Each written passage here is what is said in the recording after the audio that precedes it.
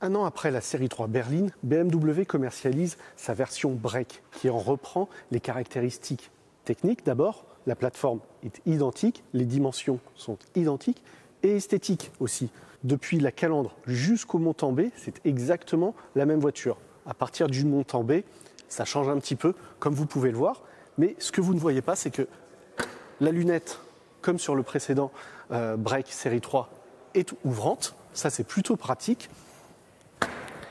Et de série, le haillon est électrique et il s'ouvre sur un coffre d'un volume de 500 décimètres cubes. Ce qui est pratique aussi, c'est que dorénavant, le cache-bagages se dissimule sous le plancher et il est possible, en option, de rabattre de façon automatique les deux dossiers de la banquette arrière et de disposer de rails permettant de bien maintenir les bagages à l'intérieur du coffre. Quand on roule, c'est très pratique. La présentation intérieure de ce Break est strictement identique à celle de la série 3 berline. On retrouve le même écran tactile pouvant aller jusqu'à 10,25 pouces, ainsi que des compteurs numériques en option utilisant une dalle de même dimension.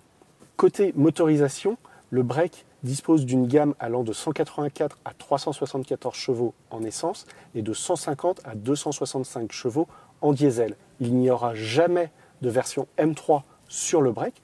En revanche, une version hybride rechargeable de 293 chevaux offrant 63 km d'autonomie sera disponible courant 2020.